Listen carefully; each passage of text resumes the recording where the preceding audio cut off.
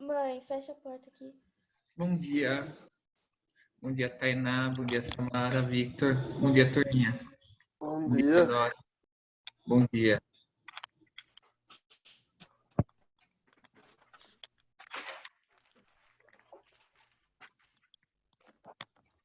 Bom dia, senhor. Bom dia, Matias. Tudo bem, Cão? Bom. Fez os exercícios tranquilo? Deu pra fazer. Tranquilo. As coisas que você mandou lá estavam bem coerente. Que bom.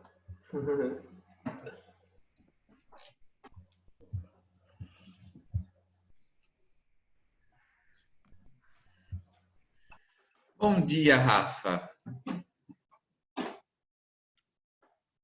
Bom dia, senhor. Bom dia. Bom dia, Samara. Pessoal, conseguiram fazer os exercícios tranquilo ou não? Tranquilex. Eu vou fazer tudo hoje, senhor. Hoje eu vou fazer correção, né? Daqueles de ontem. Ah, poxa. Então tá bom. Então, eles estavam pensando em colocar aula dupla no começo, aí eu pedi, não, coloca separado, um em cada dia, porque eu quero fazer exercício no dia seguinte e tentar corrigir pelo menos, porque senão eu vou conseguir tirar dúvida só na outra semana. Tá? Pelo Ô, menos, senhor, pode a falar. gente vai fazer 2 frentes no mesmo dia? Eu pensei em fazer isso. Tá. Segunda-feira eu faço 2 frentes, tá? Uhum. E na terça-feira eu vou corrigir os exercícios dessas 2 frentes Aham, e vou fazer uma apostila, entendeu? entendi. Tá, vamos programar melhor, então. Isso. Por isso que eu pedi para eles deixarem minhas aulas separadas, porque senão, se fosse aula dupla, por exemplo, vocês iam fazer exercício só na próxima semana. Se tivesse alguma dúvida, só vai tirar na próxima semana, até lá complicou tudo. É. Então, nesse modelo não tem jeito. É necessário que vocês façam os exercícios, não tem jeito, para tirar dúvida no dia seguinte. Bem, tudo bem, vai. Dessa vez passa, hein? Tá bom. Faz na próxima. Então, hoje eu vou corrigir os exercícios, tá? E vou fazer uma apostila e na próxima semana iremos a mesma coisa. Pessoal, é lógico que nesse modelo eu não consigo corrigir o exercício certinho igual vocês param na sala de aula, vou para a lousa, porque na sala de aula na verdade é isso, dúvidas a gente corrige e as que vocês têm mais dúvidas a gente trabalha.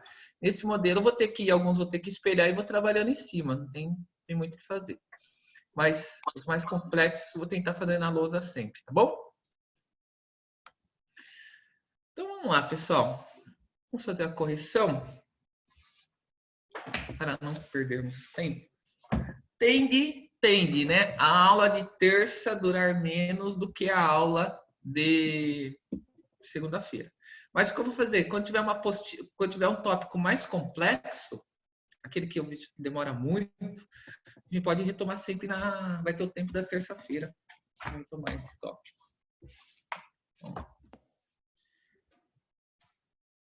Então, ontem trabalhei com vocês. Pessoal, vocês estão escutando bem? Sim, Tá travando um pouco pra mim. Normal. só tá travando, mas em questão de volume tá ótimo. Sim. Bem, vamos lá. Ontem trabalhei o módulo 9 com vocês sobre forças intermoleculares, né? Só deixando bem claro, expliquei para vocês que são as forças que ocorrem dentro da molécula. Basicamente, são 2 tipos de forças, a Van der Waals e a ponte de hidrogênio, ok? A ponte de hidrogênio vai ser hidrogênio se ligando com flúor, oxigênio ou nitrogênio. Se é hidrogênio com cloro, com iodo, com sódio, isso aí não é ponte de hidrogênio, só vai ser em um desses casos que eu falei, tá? E o outro é Van der Waals, que Van der Waals na verdade, é a união de 2 forças ali. Eu tenho 2 tipos de forças, que é dipolo-dipolo, que também é chamado de dipolo permanente, tá?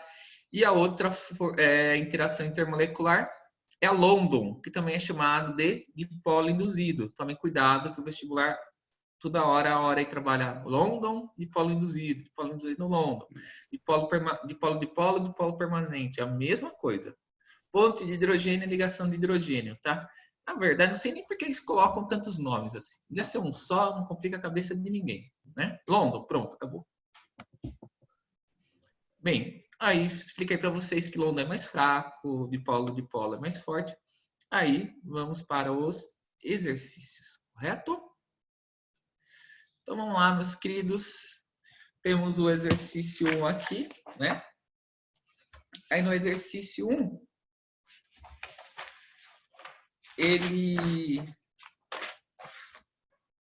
no exercício 1, considere as seguintes interações intermoleculares, ok? Então, ali, pessoal, eu tenho CH3 e OH, tá? Isso aí é o metanol, né? Mais água.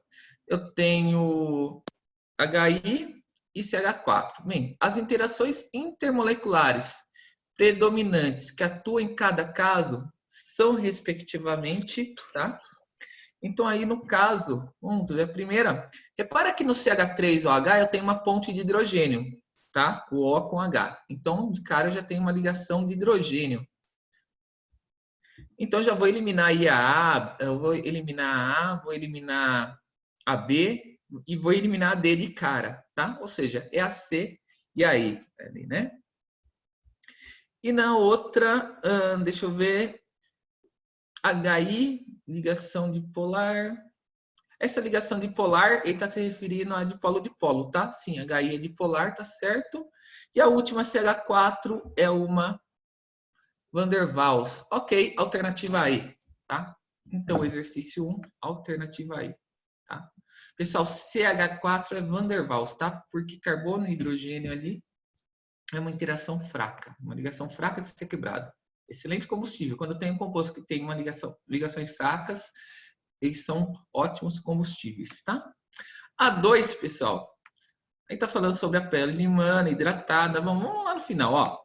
A retenção de água na superfície da pele promovida pelos hidratantes é consequência da interação dos grupos hidroxila dos agentes umectantes com a umidade, tá? Contida no ambiente.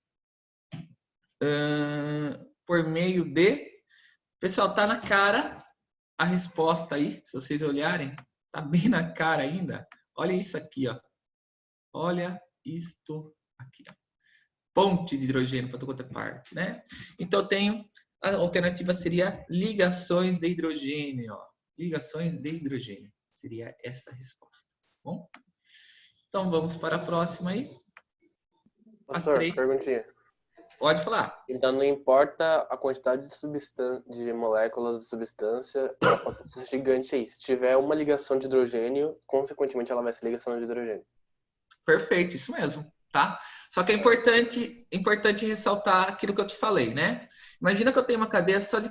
Eu tenho, sei lá, 20 carbonos na minha cadeia, carbonos com hidrogênio. Só na ponta, lá no final, tem uma ponte de hidrogênio. À medida que essa cadeia carbônica aumenta, essa ponte de hidrogênio, que é a parte polar, vai se distanciando de certa forma. Então, a molécula vai ficando menos polar, tudo bem? Toma cuidado com isso com o vestibular, que eles gostam muito de trabalhar com esse contexto aí. Você entendeu ou não o que eu quis dizer? Não, menos. Tá? Bem, vamos lá. É que assim, ó, se eu tenho mais parte apolar e menos parte polar, a molécula tende a ficar mais apolar, entendeu? Entendi, valeu.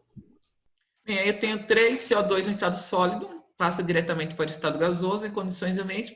Bem, aí vai falando, vamos ver. O gelo comum derrete nas mesmas condições em água líquida, a qual passa para o estado gasoso numa temperatura próxima a 100 graus Celsius. As 3 mudanças de estado físicos são rompidas respectivamente, né? Então, primeiro, pessoal, está falando CO2. O CO2, você tem que ver se a molécula é polar ou apolar. O CO2 é linear. Se você fizer a molécula, você vai ver que é linear, porque o carbono faz 4 ligações. O oxigênio faz 2, porque ele é da família 6. Então, precisa de 2 elétrons. Então, vai ficar o carbono no meio, uma dupla ligação com o oxigênio do lado direito, uma dupla ligação com o oxigênio no lado esquerdo. Isso vai fazer com que a molécula ela seja linear. Como ela é covalente, carbono e oxigênio, se ela é linear e ela é covalente, é dipolo induzido. Se é dipolo induzido, é interações de Van der Waals, tá? Aí tá falando sobre a água depois, que ela é... O gelo comum derrete, ok? Depois passa para o estado gasoso. Então vai ser água duas vezes. A água é ponte de hidrogênio, né? As duas vezes. Seja no estado sólido, seja no estado líquido, seja no estado gasoso, ponte de hidrogênio. Então, no caso aí, alternativa D, interações de Van der Waals, pontes de hidrogênios, tá? Aí aqui o gabaritinho só para vocês enxergarem. Essa última é D? É D, interações de Van der Waals, pontos de hidrogênio. Deixa eu mostrar o porquê, pessoal. Só um segundo. Ó, vamos ver se eu consigo aqui. Ó. Carbono, ok. Ele é da família 4. Então, colocamos pontinhos aqui. Ok, carbono, família 4. Vou ter um oxigênio desse lado, ok. E outro oxigênio desse lado. O oxigênio tem 6. Então, ele quer fazer... Ele precisa de 2 elétrons. Então, vai fazer uma dupla aqui. Outra dupla aqui. Quando o meu átomo central não sobra elétrons, ó, não sobrou elétrons desemparelhados. O que é elétron desemparelhados, pessoal? É aquele elétron que não está fazendo ligação. Não tem, estão todos fazendo ligação. Nesse caso, a minha molécula é linear, tá? Como ela é linear e é ligação covalente, como eu sei que é ligação covalente? Carbono e oxigênio, né, pessoal? Ligação covalente, molécula linear, não tem jeito. É dipolo induzido, ou LONO, que é a mesma coisa, isso aí é o quê? Interações de Van der Waals. E a água, vocês já sabem muito bem que é ponte de hidrogênio. Professor, Pode falar. eu tinha visto um vídeo muito legal. Ele estava explicando tipo um macete para você ver se ela é polar ou apolar. Nessa questão... Ele está usando a geometria? É, só que Então, daí ele falava assim, numa ligação covalente, você teria que ver o número de ligações seria igual ao número de átomos iguais, aí ela seria apolar. Daí o número de ligações se diferente de átomos iguais, ele seria polar. Tipo que nem ali você mostrou o dióxido de carbono. isso. Tá certo. Na verdade, o modo de você saber se tem vários jeitos, né? Vocês devem pesquisar e achar o mais fácil. Eu prefiro a geometria. Eu gosto muito pela geometria que eu já consigo enxergar, tá? Mas com o tempo você pega isso de novo. Samara pediu para explicar novamente, Samarinha. Samara, é o seguinte, ó. Vamos separar. Interações de Van der Waals é dipolo-dipolo e dipolo induzido. Que dipolo induzido também recebe o nome de London, né? Pontos de hidrogênio é hidrogênio se ligando com nitrogênio, oxigênio ou flúor, um desses, tá?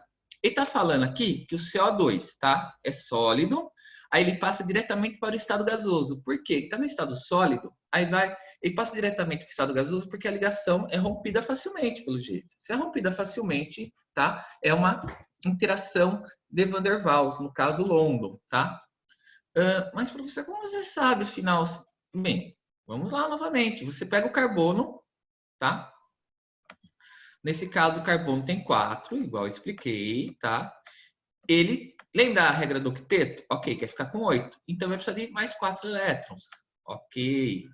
Por que eu estou colocando a dupla ligação? Porque o oxigênio tem 6 e aqui é 2. Então, olha só, é um compartilhamento aqui. Ninguém está perdendo. Eles estão compartilhando par de elétrons, tá? Então, o oxigênio ficou com 6. Esse oxigênio ficou com 6 também. O carbono, desculpa, ficou com 8 cada um. 8, 8. O carbono também ficou com 8 e não sobrou elétrons. Ó, não tem nada de elétrons no meu átomo central. É chamado de elétrons desemparelhados. Nesse caso, a molécula ficou linear, linear, retinha, tá? E ela é ligação covalente. Então, ó, ligação covalente, molécula linear, pessoal, ninguém perdeu, ninguém ganhou, não formei polos, é Van der Waals. Ótimo. No caso, London aí. Tá? E a água é ponte de hidrogênio. Está falando água sólida, água líquida. Então, ponte de hidrogênio aqui, alternativa D. Bom? Deixa eu ver aqui mais uma dúvida. Vamos ver dúvida aqui. Só você explica. Mas CO2 não é London? Como é que vai? Então, Samara. Ah, ótimo. Samara, vamos de novo, tá? O que é interações de Van der Waals? São dois tipos a interação de Van der Waals. Dipolo-dipolo, que também é chamado de dipolo permanente, e é London, que também é chamado de dipolo induzido. Então, se é London, é Van der Waals. Ah, então é dipolo permanente. Então, também é Van der Waals, só que é mais forte que London, tá? Então, tá ótimo, acho que essa foi a dúvida. Continuando, meus queridos, o gabarito agora, só para... Aí ficou, vamos ver se o professor não errou, né? Às vezes pode acontecer, né? Aê, relativa aê. A1. A1E. 1E. Tá, que susto. Que susto. Tá. Falei, errei? Tá. A2, então vai. A1E, perfeito, igual falei. A2. A2 eu tinha falado que era qual? E também. 2E. E a 3D. Opa, não errei. Ainda não passei vergonha. Que bom. Acontece. Lembra na sala de aula? Às vezes, ih, tá tudo errado isso aqui. Vamos lá. Aí o próximo é a correção. Deixa eu ver só para a correção da... Opa, agora legal, hein? O Victor ficou com as dúvidas ontem. Velocidade e rapidez de uma reação. Então, vou espelhar. Pessoal, antes de iniciar novamente, qual é a fórmula principal em velocidade de reação, né? Final menos inicial, tá? Tome cuidado com uma coisa. O vestibular vai fornecer para vocês uma tabela. Sempre vai fornecer uma tabela de concentração, ou seja, do reagente, ou seja, do produto. E o tempo. O tempo pode estar em minutos, pode estar em segundo, aí você vai ter que fazer a conversão, então vai ter que ler o enunciado. Tome cuidado com isso, hein? Às vezes tem minuto e que é em segundos, então você vai ter que fazer a conversão, mas até aí, para vocês, isso sem problema, né? Só que olha só, a fórmula não é a minha concentração, seja do reagente, seja do produto em cima, dividido pelo tempo. Na tabelinha, o vestibular vai fornecer o tempo em cima e a sua concentração embaixo. Então, se você não tomar cuidado com isso, na hora você vai jogar seu cálculo lá, vai fazer a fórmula, você vai colocar o tempo em cima dividido pela concentração. Então, tome cuidado com isso, tá? O vestibular pode aprontar isso com vocês, tá? Só para ficar claro. Então, vamos lá. Vamos voltar lá no exercício. Velocidade e rapidez de uma reação química. Tá? Pessoal, não estou controlando o microfone de vocês. Vocês são livres de interromper e perguntar. Eu falei isso para vocês, tá? Então, vamos ver. Teoria das colisões. Ótimo. Estão enxergando? Módulo 17, velocidade de uma reação. Acho que estão, né? Então, aqui eu expliquei para vocês ontem que cinética química estuda a velocidade das reações químicas, né? Falei isso para vocês. Tá?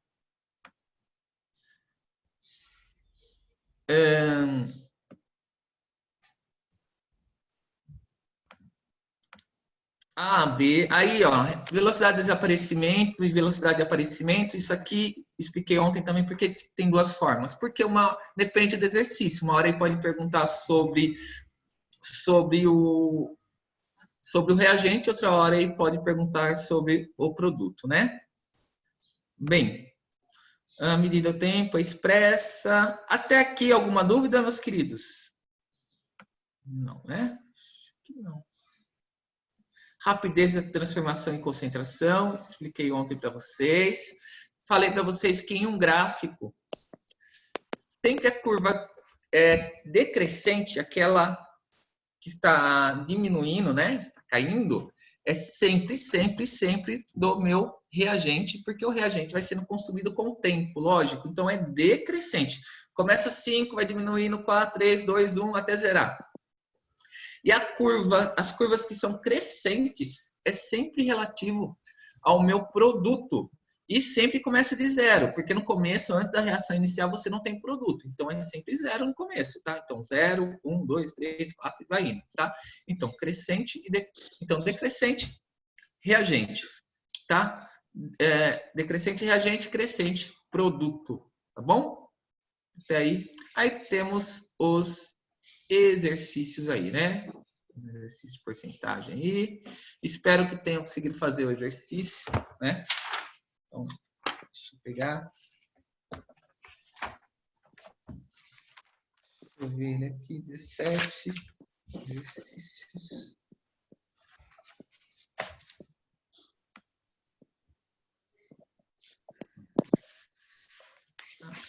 É os mesmos exercícios que você tem? A duração do efeito, é isso?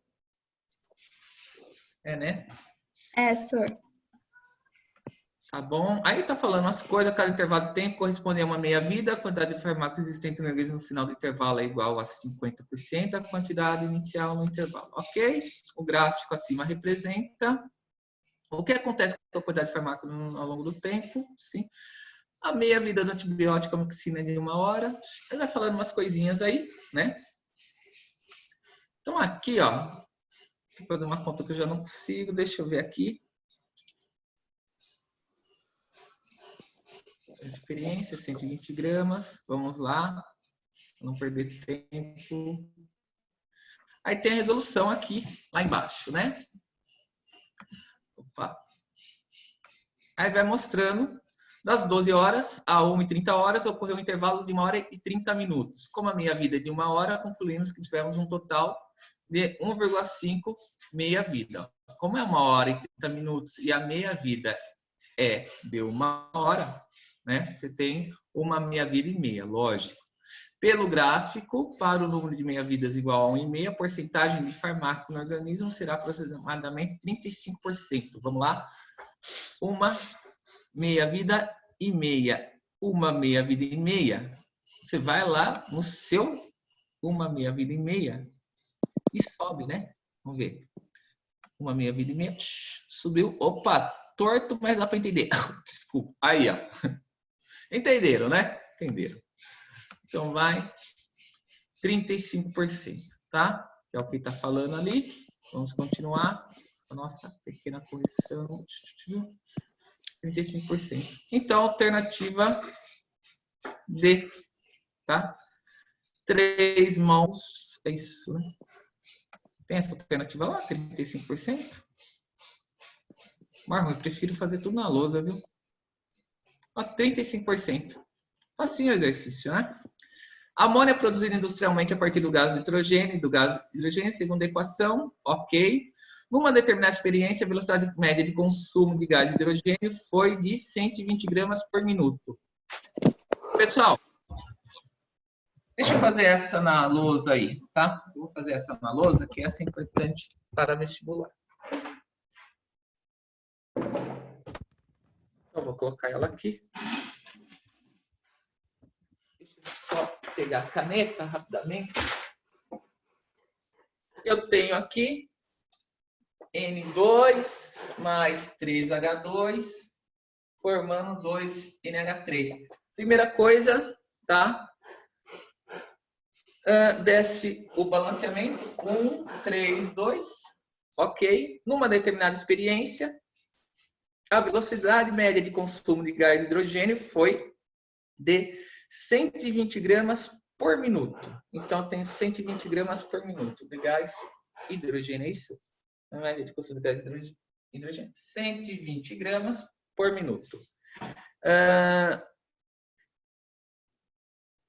A velocidade de formação do gás amônia nessa experiência em mols por minuto será de...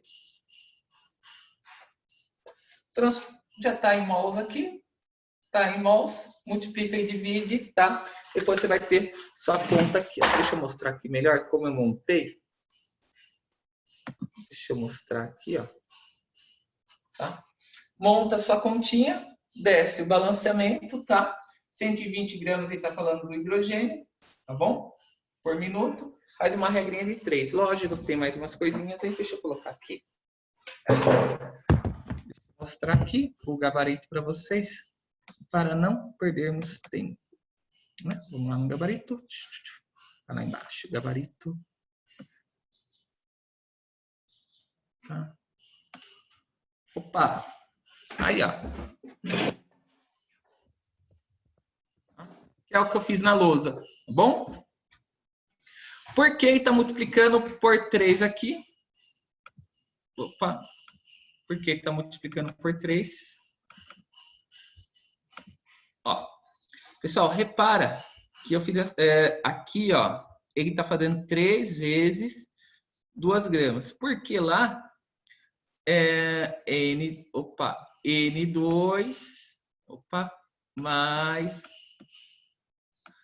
H2, a proporção é quanto? Lembra que eu falei? 3 aqui, né? 1 e 3. Isso, formando 2. A gente se vira com o que tem, né? Se virando aqui. Então, ó, 3, horrível, mas acho que dá para entender. 2 mols, tá? E o 120 que eu falei para vocês? 120 aqui, opa, e o X aqui, ó. Ó que bonitinho. E o X aqui. Ótimo. Bem, por que o 3 vezes 2? O 3 é o seu balanceamento, né? O seu cálculo, a sua proporção. E o 2 é a massa, tá? Porque como aqui está em gramas, porque aqui falou que estava em gramas, não é isso? Em gramas, você não pode deixar na mesma vertical, tá?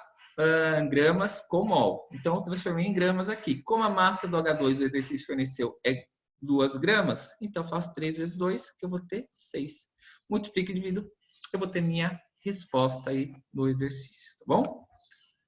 É comum cair um exercício assim de regra de 3, tá? Bem comum mesmo.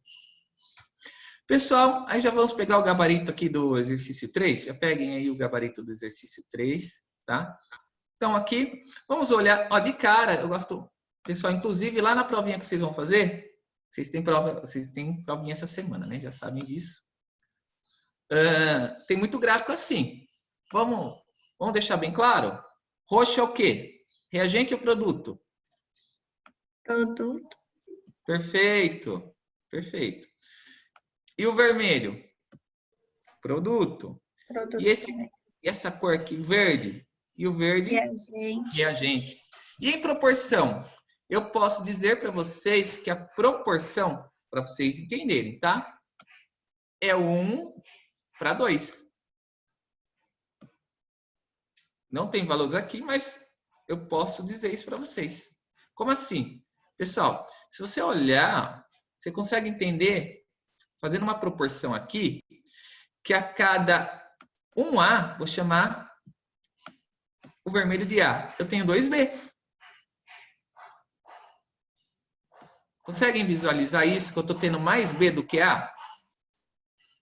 Ó, eu estou tendo praticamente o dobro de B. Então, um balanceamento, eu vou ter, vamos chamar o verde X, só para X se decompondo, eu vou ter 1A mais 2B. Tá bom? Só para ficar mais ou menos aí para vocês entenderem. Tá bom? Bem, aí tem um texto enorme aí que se deixar, não vou conseguir fazer o próximo tópico. Tem a velocidade, está falando uma coisa, está falando aí algumas coisas. Considerando a reação de decomposição do peróxido de hidrogênio, o gráfico representa a seguir, avalie as afirmativas apresentadas abaixo e assinale a alternativa correta. A curva em verde representa o consumo de peróxido de hidrogênio. Eu não li lá em cima o que está sendo consumido. Por exemplo, é possível medir a decomposição do peróxido de hidrogênio, tá? Então,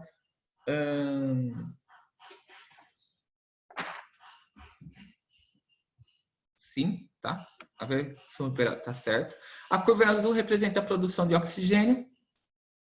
É azul isso aqui? Para mim isso é um roxo. Sei lá. A velocidade média de decomposição da água, na decomposição da água oxigenada pode ser representada por... Não, eu teria que fazer conta, tá? Mas pode, né? Vamos ver lá. Deixa eu ver aqui. A, H2O, pelo tempo? Pode. Então, vamos ver a alternativa correta, 3. Alternativa 3B, tá? 3B. As afirmativas 1 e 3 estão corretas. É o que a gente achou. A curva em azul representa a produção de oxigênio. Não tem azul? Alguém está vendo azul ali? Não. Tá? Senhor, eu não vou discutir cor por motivos bem óbvios. Para mim, são roxo. Eu também não discuto, mas se fosse azul, por que estaria errado? Não, se fosse azul, não estaria errado. Aí que tá. A curva em azul representa a produção de oxigênio. A não ser que a gente faça isso aqui. Deixa eu ver. Espera aí. Vamos ver. Se fosse... Boa pergunta. E se fosse azul, por que estaria errado? Vamos ver. Vamos ver aqui. H2... O2... Opa! Se decompôs. Se decompôs. Vamos deixar bem fácil. H2O.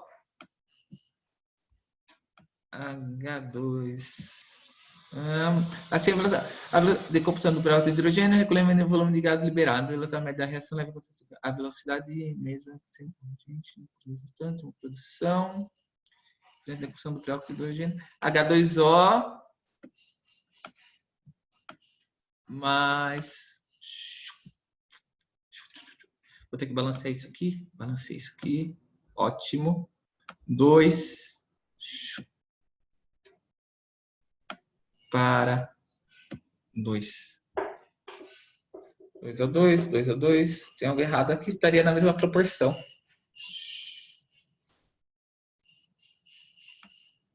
Estaria na mesma proporção aqui. Não sei porquê. Deixa eu ver aqui. Bate-papo. Vamos descer. Como ficam as alternativas, por favor? Pessoal, para mim esse gráfico estaria errado. É a mesma proporção. Ou o professor está fazendo algo errado. 4, 4. Balanceamento é o mesmo. Tá? Bem, ficou assim então. As alternativas para quem perguntou. Deixa eu arrumar aqui. Então ficou assim. Vamos, senão não dá tempo a próxima, né?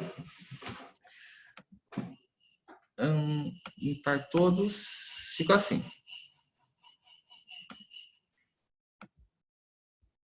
Ficou 1D, 2C, 3B.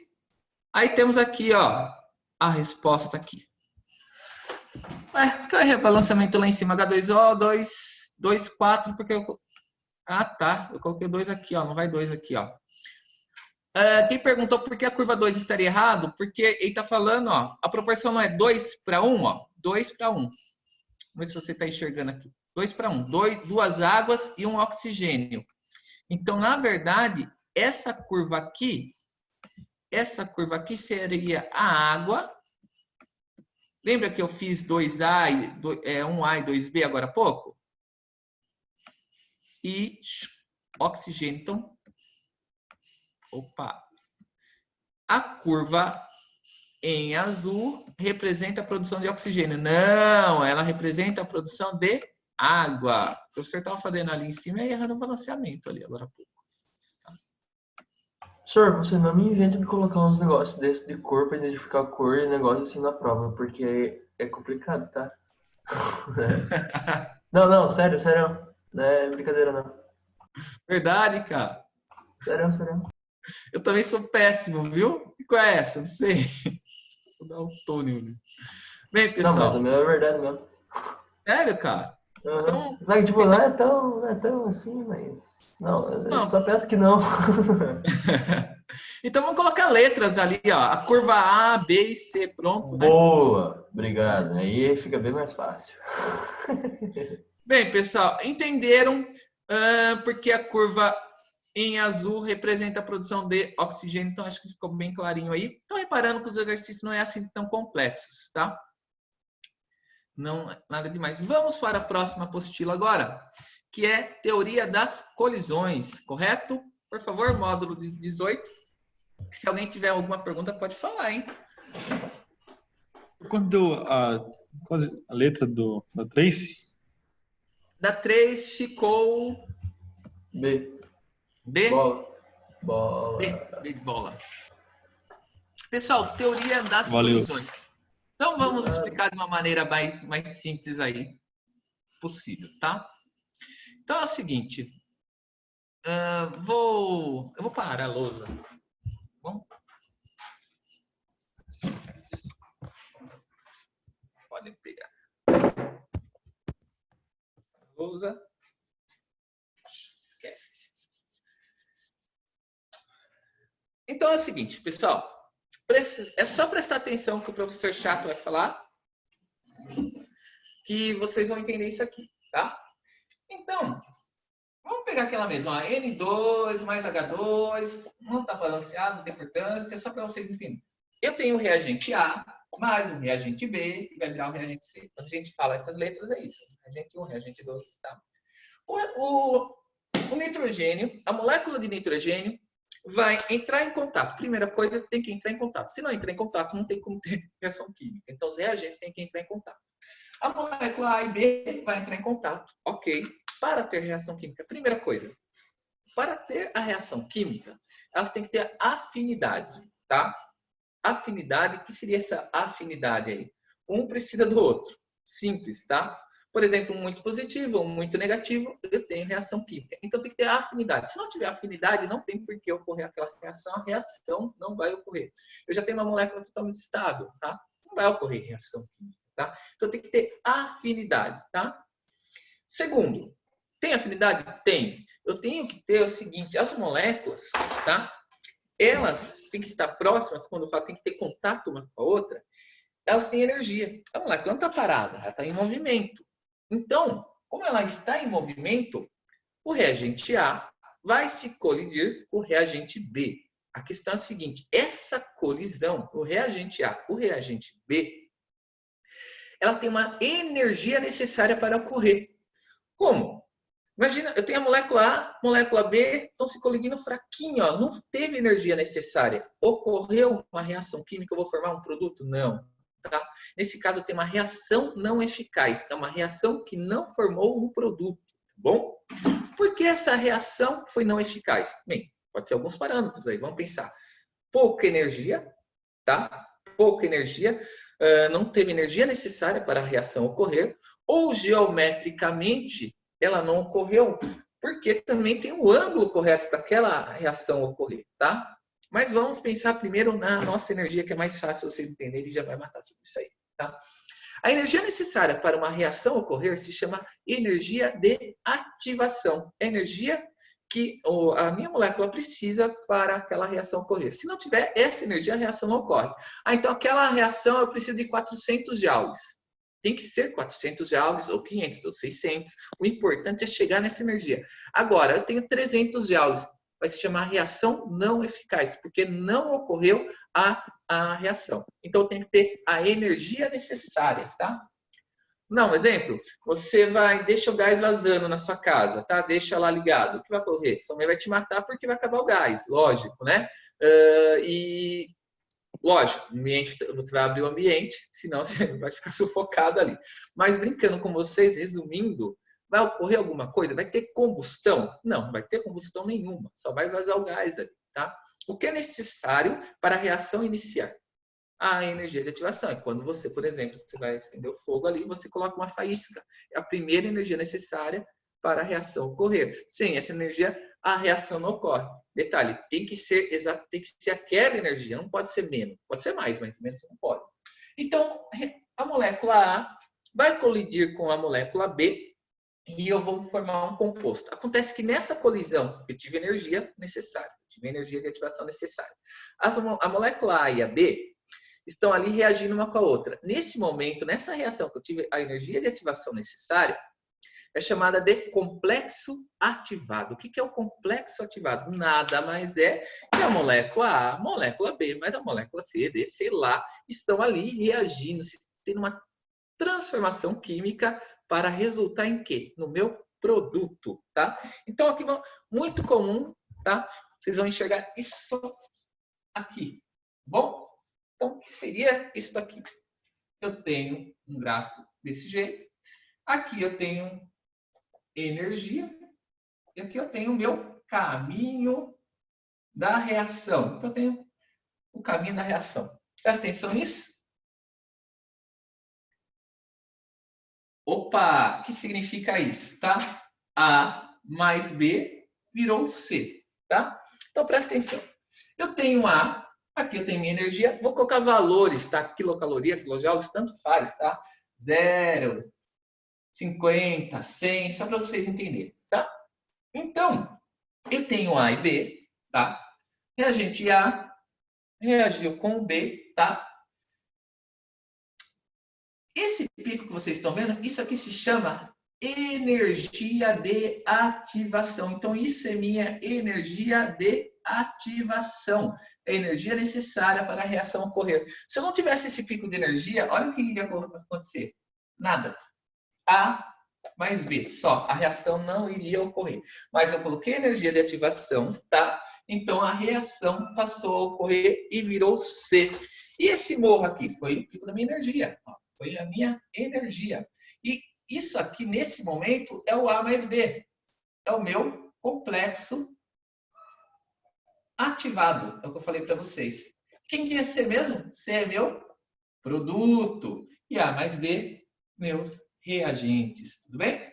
Então, complexo ativado, C, A mais B, reagente.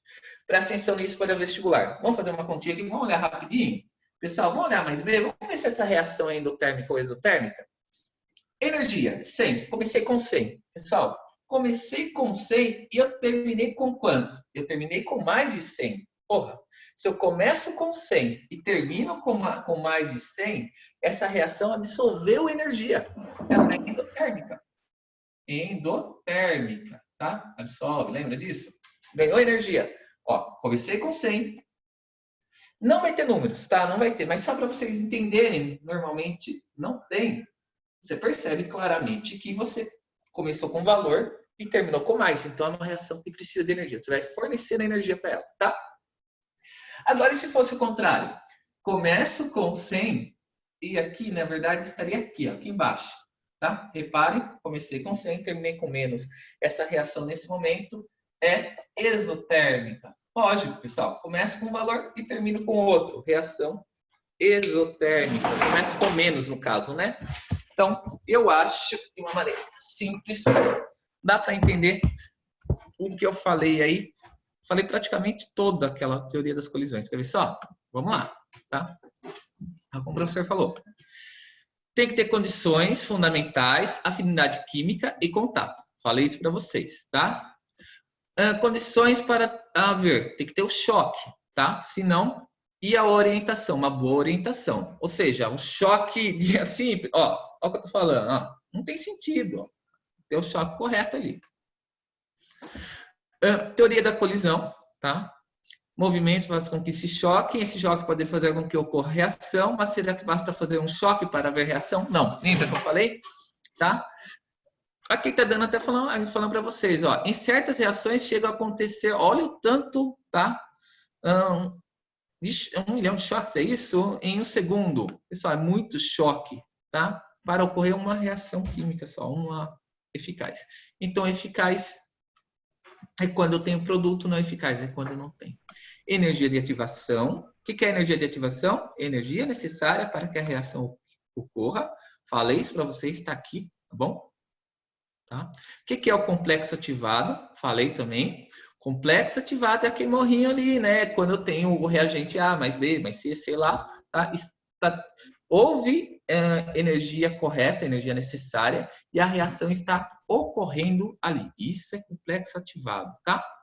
A energia E pode ser maior ou menor que a energia de ativação. No primeiro caso, a reação será exotérmica. No segundo caso, endotérmica. Isso aí já expliquei para vocês. Bom? Reação exotérmica são aquelas que liberam energia. Comecei com 100, terminei com menos. Pronto, reação exotérmica. Comecei com 100, terminei com 150. Reação endotérmica. Tá? Então, vocês sabem, energia total armazenada no sistema. A variação de entalpia, vocês já sabem que é produto menos reagente. Tá? A reação endotérmica, expliquei para vocês também. Bom? Dependência da velocidade da reação com energia de ativação. Pessoal, deixa eu explicar uma coisa para vocês. Uma reação química, que ela gasta muita energia para ela ocorrer, é porque as ligações químicas naqueles reagentes está ligado diretamente com o tipo de ligação e com a interação intermolecular. Por isso que você estuda um e vai levando a outra, tá? São ligações fortes, difíceis de ser rompidas, tá? Então, logicamente, que se eu tenho a molécula, se eu tenho dentro da molécula forças intermoleculares fortes, tá? Ela não quer desgrudar, um elemento não quer largar, o outro é difícil romper. Se é difícil romper, eu vou gastar muita energia para poder romper, tá bom? Essa energia, essa ligação. Então, essas reações, elas tendem a ser lentas, são reações lentas, tá? Então, quanto mais energia de ativação eu preciso para que aquela reação ocorra, mais lenta é a reação, tá? Então, essas reações que precisam de pouca energia de muita energia de ativação, elas são lentas. Agora, as reações que precisam de pouquinha energia de ativação, elas são rápidas. Quer ver só? A faísca do seu gás é uma reação em cadeia, sim, porque vai liberando, vai quebrando, né? As moléculas ali, a ligação das moléculas. É uma reação em cadeia, só que ela é muito rápida, tudo bem? A combustão em si é uma reação rápida, né? Então, quanto maior a energia de ativação, mais difícil será para a reação acontecer. Aí está falando, são reações lentas. Quanto menor a energia de ativação, mais fácil é a reação acontecer. Então, as reações são rápidas, tudo bem? Ô, senhor, Pode você falar. falou ali que as reações elas são lentas. Se eu não sei se faz sentido o que eu vou falar, mas enfim. Se eu colocar elas num processo de bulioscopia, eu consigo tornar mais rápida a reação? Não. Porque aí no processo de ebulioscopia, você alterou a natureza dela. Agora você passou a ter... na verdade, você colocou mais uma substância ali, correto? Tá? Não, você ainda vai tornar ela mais lenta. Nossa! Mas tem como você... Na verdade, tem como você deixar as reações bem mais rápidas e gastando menos energia de ativação. Porque é importante você gastar pouca energia de ativação. Pensa numa reação industrial. Pensa vocês, daqui a pouco estão fazendo faculdade, alguns de vocês vão ser engenheiros, vão trabalhar em fábricas e tal. Imagina que você vai fazer um produto, tá? E esse produto gasta muita energia na fabricação, tá? Gasta muita energia. Esse produto, no final, ele vai ter um valor muito alto para o consumidor. Aí o que vai acontecer? Querendo ou não, suas vendas vão ser menores, seu lucro menor também. Isso, porque uma coisa leva a outra, não tem como uma coisa estar ligada com a outra. Existem substâncias que são chamadas de, vocês vão até no próximo tópico, catalisadores. O que são catalisadores, na verdade? Os catalisadores são substâncias que diminuem essa energia de ativação. Por exemplo, eu gastava 1 milhão de quilojoules para fazer 1 quilo. Agora eu vou gastar 200 mil quilojoules para fazer 1 quilo. Entende? Olha só o rendimento, 5 vezes mais, tá? Chutando aqui para vocês, tá? E acontece que uma coisa está ligada com a outra. Como a reação gastava muita energia, a reação também era lenta. Agora, eu estou gastando 5 vezes menos e a reação, querendo ou não, ela fica muito mais rápida também. Então, de 5 vezes mais rápida também. Mais ou menos. Estou chutando aqui valores para vocês entenderem. Então, catalisadores são substâncias que eu coloco ali e vai aumentar a velocidade da minha reação. Só que ela não vai interferir, ela não vai estar no produto final. Quer ver um catalisador muito comum na indústria? Ouro, pessoal. Ouro é um catalisador utilizado em várias reações químicas. Agora, presta atenção. Imagina, o meu catalisador é ouro, imagina se ele fosse consumido, ou seja, o produto final tivesse ouro ali, eu gastasse ouro para fazer o meu produto, não ia compensar também, né?